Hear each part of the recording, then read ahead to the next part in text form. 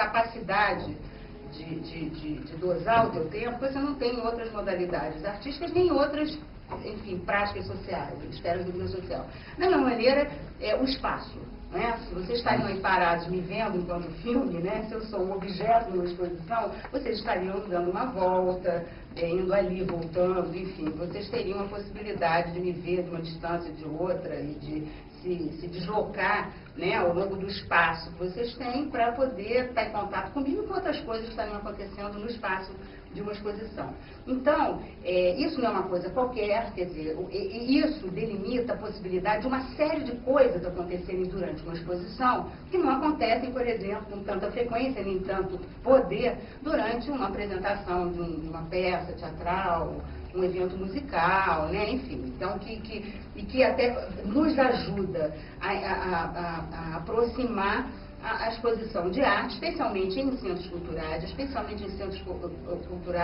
com entradas gratuitas ou abertas ao público, ou com preço realmente popular, especialmente aqueles abertos para jovens e para estudantes, especialmente para as escolas públicas, né? Aproximar uma exposição, por exemplo, uma festa, ou a uma praça pública, a outros espaços e a outras atividades, né, coletivas.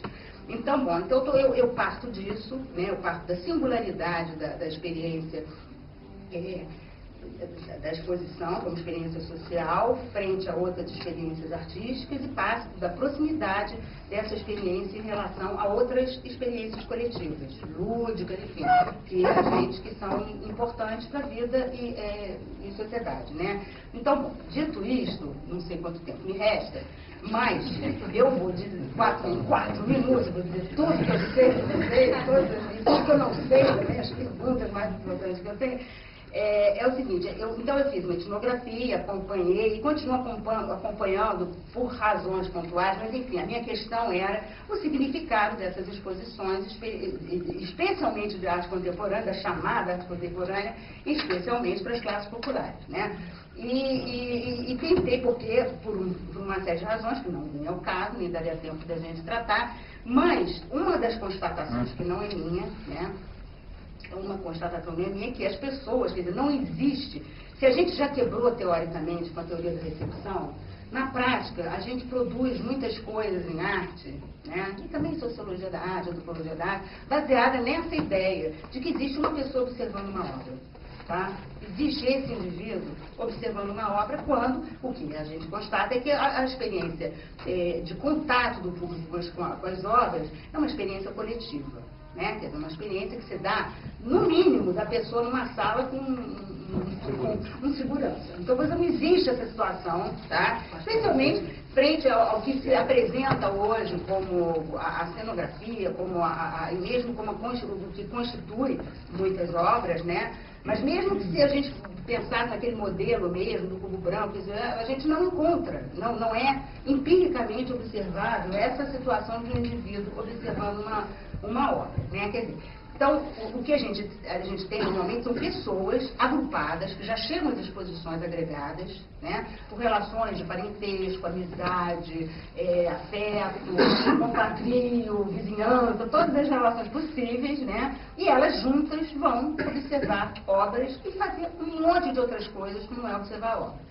Elas vão namorar, elas vão brincar, elas vão anotar, elas vão desenhar, elas vão dar uma passadinha e ir embora, elas vão fazer um monte de coisa que não é observar a obra. E vão também observar a obra. Né? Vão também observar a obra, mas só que essa observação não é uma coisa, eu vou observar uma obra, ou eu vou experimentar uma obra. Ela experimenta a obra enquanto, né, observa, enquanto brinca, enquanto namora, enquanto conversa, enquanto, né, enfim. Então, essas experiências sociais, elas são todas misturadas, né?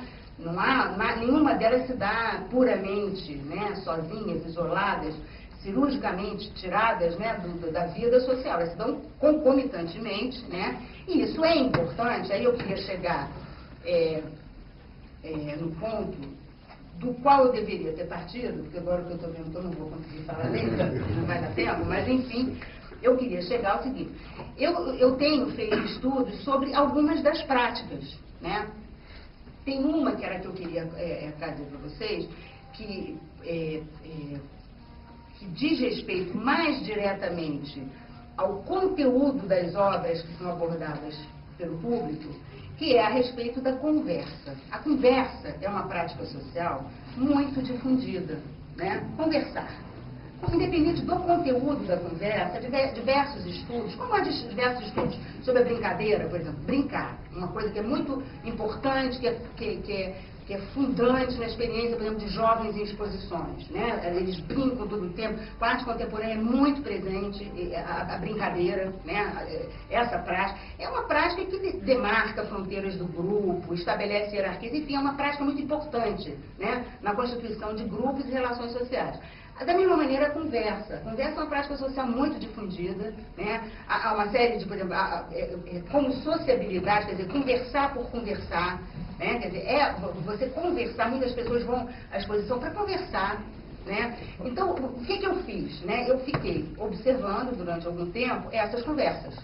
Uma das práticas, né, que não acontecem só à exposição, mas que são fundamentais na exposição e que determinam, em boa medida, o significado daquela experiência para elas, estar ali, tá? E 2, o que as obras passam a significar para as pessoas, né? Então, quantos minutos eu tenho? Aí eu ia falar um monte de coisa importante. Não, um pouquinho. Quer dar uma volta? Então eu vou falar um negócio assim, tá? Então é o seguinte. Essas conversas, né, são as mais variadas possíveis e tudo mais. O que eu tentei ver era a possibilidade da gente pensar em modalidades de conversa que são mais presentes em exposições de arte contemporânea frequentadas por jovens, por escolas. Conversas sobre a obra, conversas... Não, conversas. Não tem uma separação. Eu estou aqui com ela conversando sobre uma obra, aí daqui a pouco a gente se lembra do negócio. Aí a gente continua conversando. Entendeu? Quer dizer, eu estou falando da conversa. O que acontece? Porque, do meu ponto de vista, como pesquisadora, o fim não é entender a obra, nem a relação das pessoas com a obra, mas aquela experiência social, que para muitos, é a primeira vez que a pessoa sai do seu bairro. Quando a escola leva as pessoas para o centro cultural, isso assistia assim, correntemente. O cara sai lá do Campo Grande, nunca saiu de lá. Aí tem aquele ônibus do Centro Cultural do Banco do Brasil, ou da Prefeitura, não sei quem, vai ali, conhece a Candelária, conhece, entendeu? O mar, sei lá, né? Enfim, meu filho, olha para a Baía de Guanabara, o mar. Então, quer dizer, o que me interessa é essa experiência, né? Essas experiências, não é uma experiência, isso não existe, né? Outra abstração, quer dizer, o que existe são milhares de maneiras de você estar ali, né? E você está ali em grupo sempre, é muito difícil não estar ali agregado, né? Agrupado. Então, assim, o trabalho que eu tentei fazer foi classificar e descrever as modalidades de conversa que são recorrentes nessas situações, né, que a gente pode tirar tipos de conversa, digamos assim. E eu cheguei a uma... Eu sintetizo isso num artigo que está na Arte Ensaios, né, Conversas em Exposição, em que eu apresento 3 modalidades. Não, é na penúltima, eu acho. Foi no ano passado. Três modalidades de conversa. Uma é o comentário, né? A outra é a interpretação, conversas em torno da interpretação da obra, né? E a terceira modalidade, também bastante difundida, talvez seja fundamental para o público, que é a avaliação. Né? Esse é o comentário. Tá. Né? E eu queria assinalar que a conversa é um mediador importante entre a obra, né? O meu olhar, o meu estado da obra e a minha interação com as pessoas. É por meio da conversa que eu circulo, eu faço isso, eu presto atenção na rosa, presto atenção na obra, entendeu? Quer dizer, é por meio da conversa que é essa conjugação entre a experiência propriamente social e o meu contato com a obra flui, né? É isso, desculpa aí, fica passando. Não faço muita conversa. Agora, passo a palavra para o Franz Manata.